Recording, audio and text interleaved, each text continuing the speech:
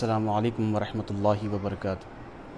الحمدللہ وکفا وسلام علی عبادہ الذین اصطفیٰ، اما بعد فاعوذ باللہ من الشیطان الرجیم، بسم اللہ الرحمن الرحیم۔ ان اللہ وملائکتہ یصلون علی النبی یا ایہا الذین آمنوا صلوا علیہ وسلموا تسلیما، اللہم صل علی محمد وعلی آل سیدنا ومولانا محمد وبارک وسلم۔ آمنت باللہ صدق اللہ مولانا العظیم وبلغنا رسولہ النبی الامین المتین الکریم ونحن علی ذلک لمن الشاہدین والشاکرین والحمد للہ رب العالمین۔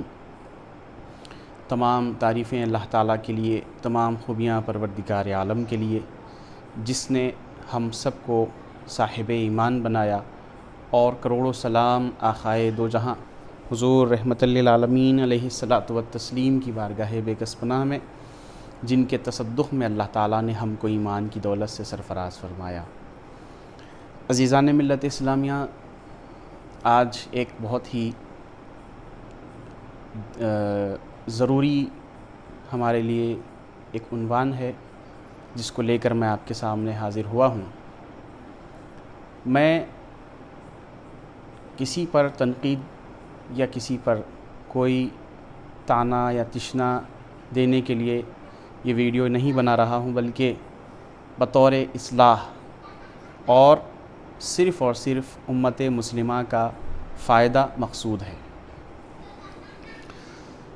حضرات، جیسا کہ آپ سب جانتے ہیں کہ اذان جو ہے اسلام کی تاریخ میں بہت ہی اہم رول ادا کرتی ہے، اور شروع ہی سے اذان کا بہت ہی امپورٹنٹ رول رہا ہے ہمارے تاریخ میں۔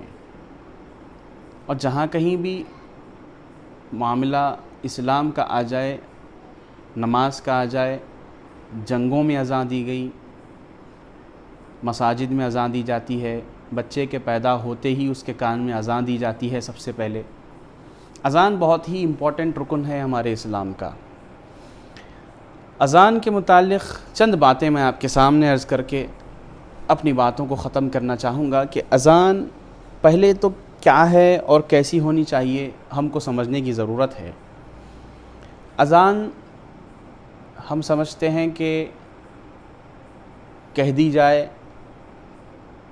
ہر کوئی اذان دے دے، ثواب کا مسئلہ ہے، ٹھیک ہے، اذان دے دی جائے، ثواب کا مسئلہ ہے۔ اذان دینے والے کے لیے فرمایا گیا، بشارتیں دی گئی ہیں۔ اللہ کے رسول صلی اللہ علیہ وآلہ وسلم ارشاد فرماتے ہیں کہ اذان جب کوئی بندہ دیتا ہے تو اللہ تعالیٰ فرشتوں کو حکم دیتا ہے کہ اس کے لیے دعائے مغفرت کریں۔ یہی نہیں، زمین کے اندر رہنے والی مخلوقات اس کے لیے دعائے مغفرت کرتی ہے، یہاں تک کہ سمندر کے اندر کی مچھلیاں اس کے لیے دعائے مغفرت کرتی ہے جو اذان دیتا ہے۔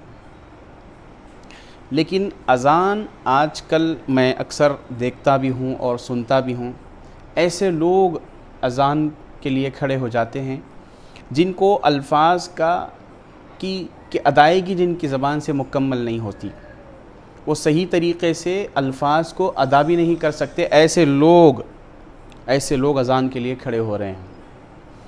میں اکثر و بیشتر کہیں سے گزرتا ہوں یا مکان کے قریب کہیں سے اذان کی آواز آ جاتی ہے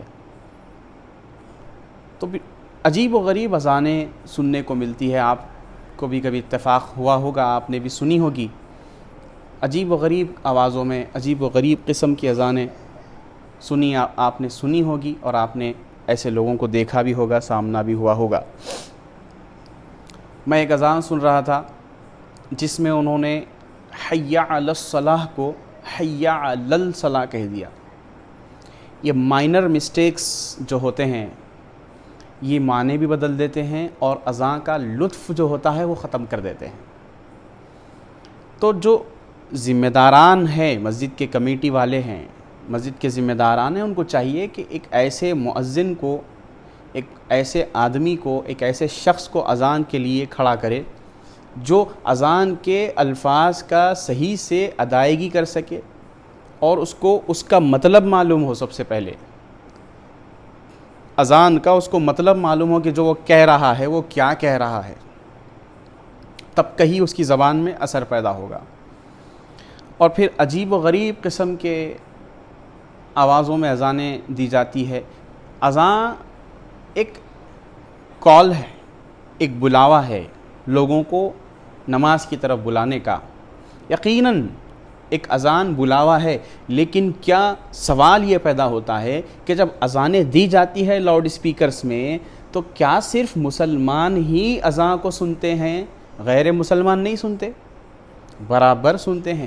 ہم مسلمان ہیں، ہم سن لیں گے، کیسی بھی آواز میں دے لو، ہمارے لیے ٹھیک ہے، مرحبا کہیں گے اور لبیک کہیں گے، اللہ کی بارگاہ میں دوڑیں گے، یہ ٹھیک ہے۔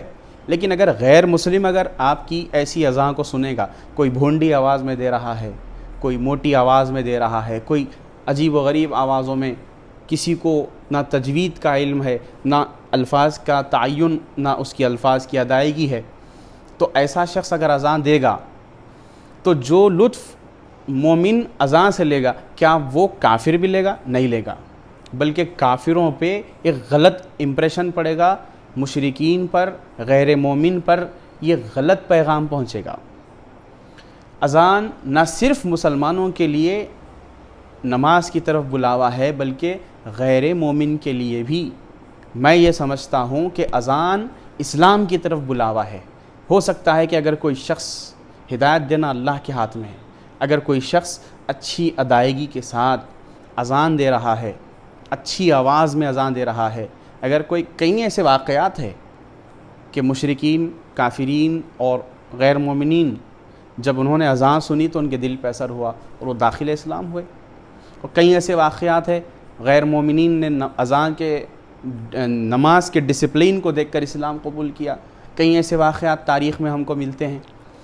لیکن آج جو اذانیں دی جا رہی ہے اس پر میں خدا کے لیے کسی پہ تنقید نہیں کر رہا ہوں، میں کوئی میرے جملوں کو نیگیٹو نہ لے، میں بس بطور اصلاح عرض کر رہا ہوں کہ اذان جو ہے یہ بہت ہی امپورٹنٹ رول ادا کرتی ہے غیر مومن کو اسلام کی طرف راغب کرنے کے لیے، کیونکہ لاؤڈ سپیکر میں جب اذان دی جا رہی تو ہم ایک ایسے ملک میں رہ رہے ہیں جہاں پہ ہر قسم کا آدمی آپ کو ہر جگہ پہ مل جائے گا۔ تو جب ہم اذان دے رہے ہیں تو ایسی اذان دے کہ سننے والا نہ صرف مومن سن کر مسجد کو آ جائے اور سنتا ہی چلا جائے۔ کوئی آپ اذان دے رہے ہیں تو ہمارا دل کہے کہ بھائی کون اذان دے رہا ہے، اس کی اذان کو سنتے چلے جاؤ۔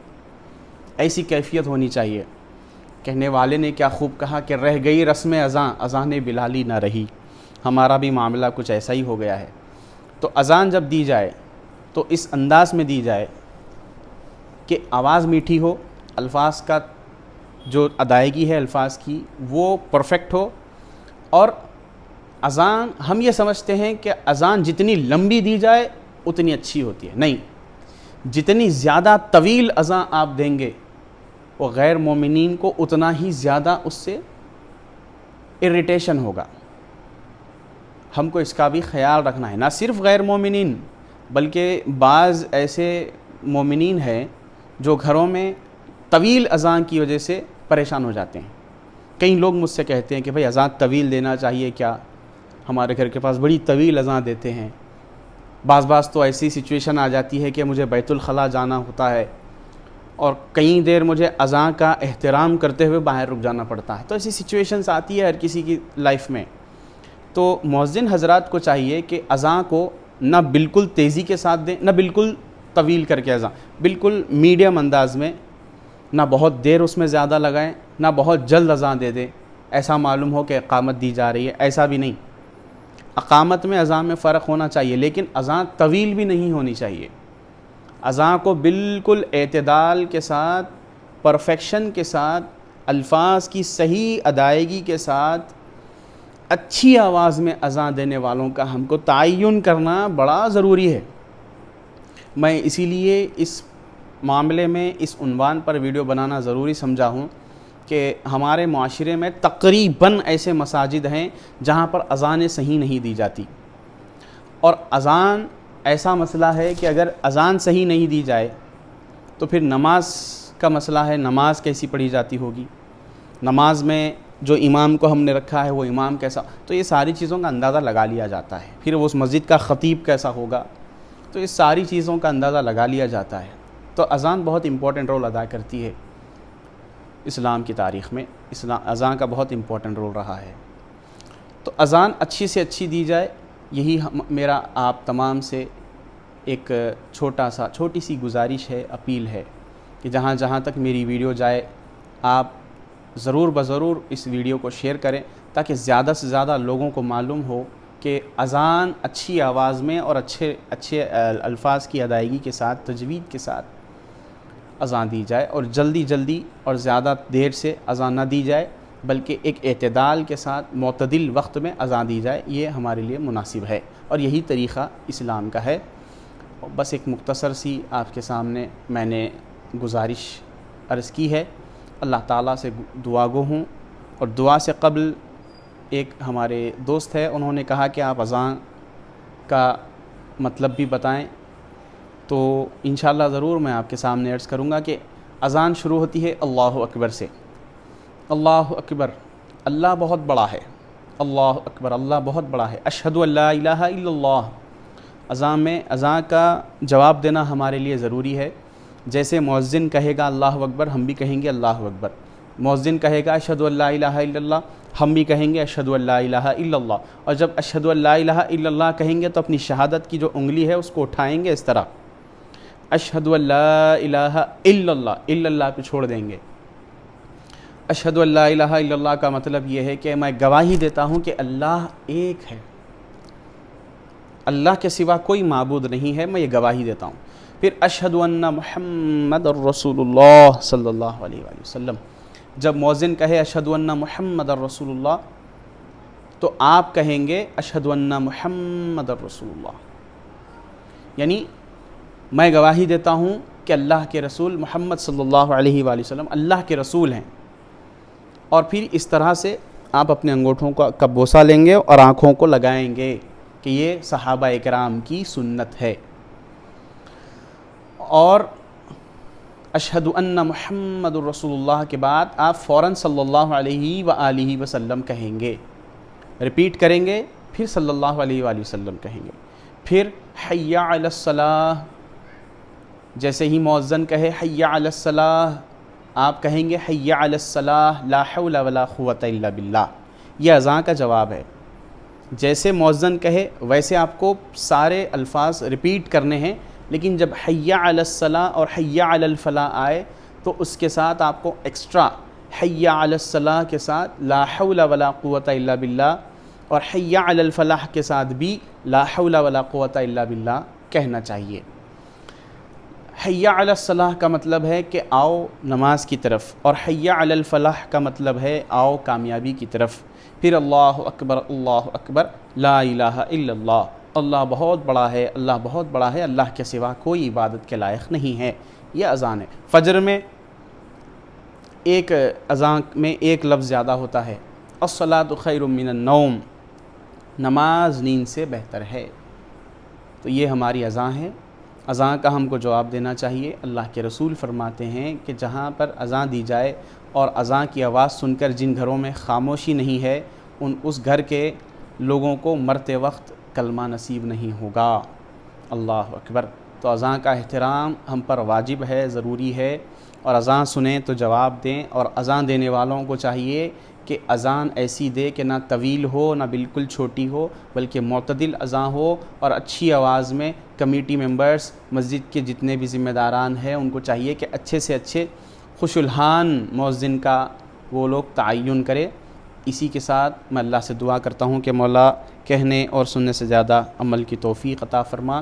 وآخر الدعوانا الحمد للہ رب العالمین۔ السلام علیکم ورحمۃ اللہ وبرکاتہ۔